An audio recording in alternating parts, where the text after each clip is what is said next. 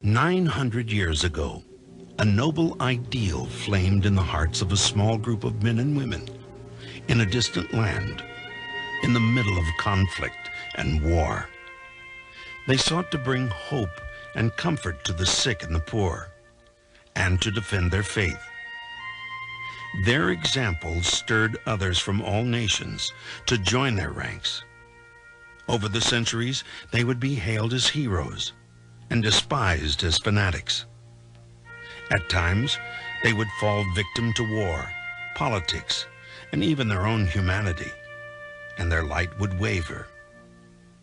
But in the end, their example would forge a commitment in the hearts of their followers that would endure the test of time and establish forever the name of the Knights of St. John.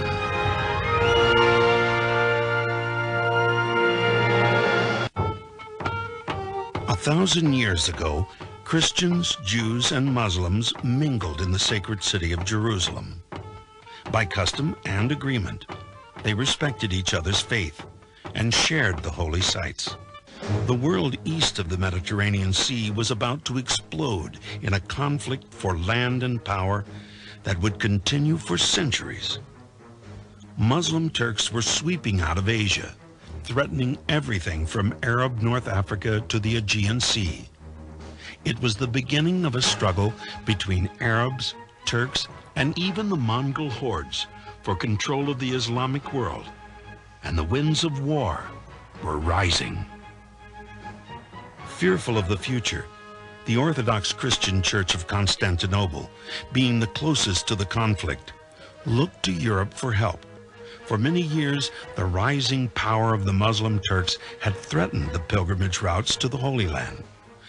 And so, the First Crusade was born.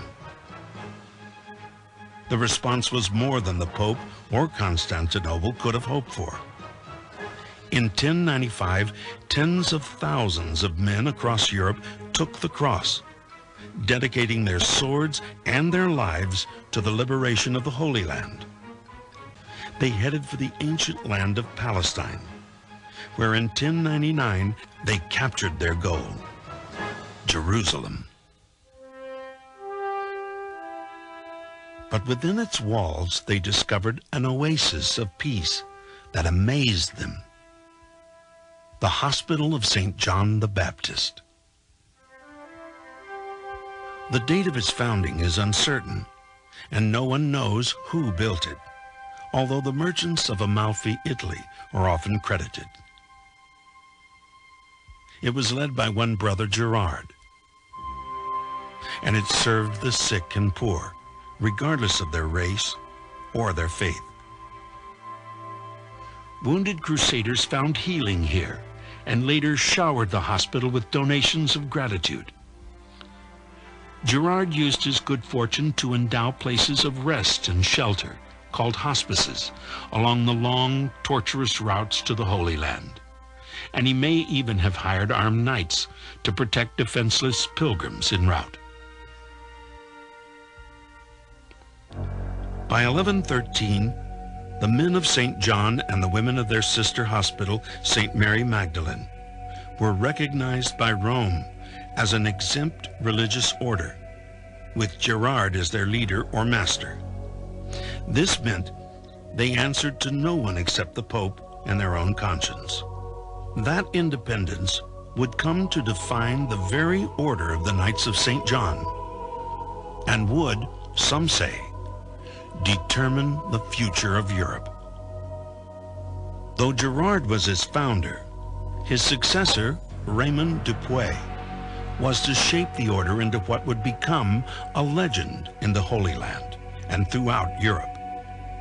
Raymond, like Gerard, is honored among the blessed of the order. Early on, he officially adopted the 8-pointed cross of Amalfi, which had appeared among the first hospitallers of St. John. It would later become known as the Maltese cross, thanks to the knights who wore it then, as now, on the formal black robe of the hospitallers. But more importantly, to the order's first rule of service to the sick and poor, he added a second, defense of the faith. And under his long rule as Grand Master, the order's focus began to shift to its military members. And the Knights of St. John began to take a much more active role in the Crusades. Men flocked to this new order and its unique idea, a way to serve God in a religious community without removing themselves from the world. The religious brothers of the order were true clerics and lay brothers, but the Knights of St. John were not so much fighting monks as soldiers who had taken solemn vows of poverty, chastity, and obedience. The order quickly became essential to the Crusader efforts. Soon the Knights were assigned to hold strategic positions along the narrow 500-mile seacoast kingdom that the Crusaders had established. Thanks to their exceptional military skill and their knowledge of the enemy, the order would hold at one time or another more than 56 fortresses. The Knights would also be responsible for thousands of people who flocked to live and work within the shadow of these massive castles. The Hospitallers were growing in Europe as well. Gifts of land, castles, and income poured in, essential to maintain their military work and to maintain the quality of the Hospital of St. John in Jerusalem. It had grown to massive proportions and must have looked even more impressive than later hospitals built by the order, like this one that still exists on the island of Malta. The Hospitallers' reputation grew, both as healers and as one of the most formidable fighting forces in history. The finest warriors of their age, skilled and valiant in battle. To some they were a sign of hope, and to others, a dreaded enemy. Where there was battle in the Holy Land, there would be Hospitaller Knights. The Hospitallers were also one of the most hated adversaries of the Saracen army. Among Crusaders, the average fighting man who was captured could expect slavery, while nobles were often ransomed for vast sums. But the Hospitallers, like the Templars, could expect no such mercy.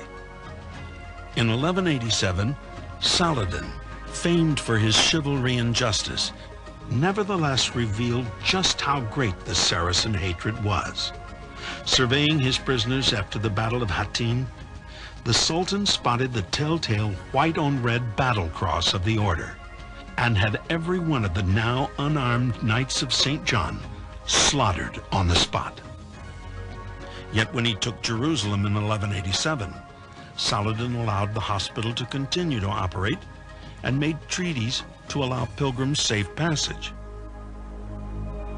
There were moments of true chivalry, and often it was the Knights of St. John who exemplified it best. The Crusaders attempted to recover what they had lost, but Europe was growing weary of the cost in men and gold and blood, and hope of victory was fading as the various elements of the Muslim Empire tightened their hold inexorably around the eastern Mediterranean Sea. Finally, the Crusaders found themselves with their backs to the sea, literally. Of the great Crusader strongholds, only Acre remained.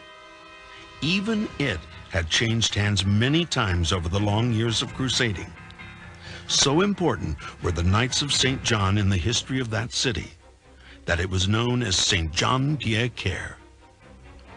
When it finally fell for the last time to the Muslim Baybars in 1291, it was at a terrible cost to the Crusaders and to the Knights themselves. 60,000 Christians were reported killed, and the Crusaders, including the Knights Hospitallers, were reduced to a shred of their former glory. Only 7 Knights of the Order remained alive to lead their ravaged followers onto ships that would carry them away from the place where their legend had been born. They could not know as they watched the shore recede that this was but the first of many voyages into exile. Yet it was also the doorway to a future filled with even greater fame. Reduced to exile on Cyprus with other crusaders, including the Templars, the Knights of St. John immediately focused on the future, first by rebuilding their numbers, and then by forging a new purpose in life. Their legendary exploits in the Holy Land continued to draw recruits from all over Europe, bringing with them even more lands and wealth for the order's work. They began to organize into langs, or tongues, representing the major lands of their membership. There were 7 original langs, made up of Provence, Auberge, France, England, Germany, Spain, and Portugal. The knights lived communally as they had in the Holy Land, although now each lang began to organize its own auberge or dormitory. The order also began to refine its rules for admission, requiring a stricter definition of nobility and a growing separation between the knights and the sergeants of the order. The military arm had long since taken over control of the order's governance, although priests and monks would continue to be part of its daily life. It had been traditional in the Holy Land and throughout Europe for many members to enter as comforters, men and women of all levels of nobility who made a solemn promise to support the order and uphold the faith. But that was a far cry from what awaited the novice intending to make the order a permanent home. Novice knights were reminded of the order's vows of chastity, poverty, and obedience, and cautioned in the order's ritual of induction not to be led astray by the impression of wealth. If you see us as well-clothed and riding on great chargers and having everything for our comfort, then you are misled. For when you would desire to eat, it will be necessary for you to fast. And when you would wish to fast, you will have to eat. And when you would desire to sleep, it will be necessary for you to keep watch. And when you wish to stand on watch, it would be necessary for you to sleep. And you will be sent here and there into places that will not please you, and you will have to go there. It will be necessary for you to endure other hardships in the order more than I can describe to you. Are you willing to suffer these things? In addition to this promise, the professed knight made still another, far more somber one: to die, if need be, for the sake of the order and the faith it served, and in which case, to be assured a seat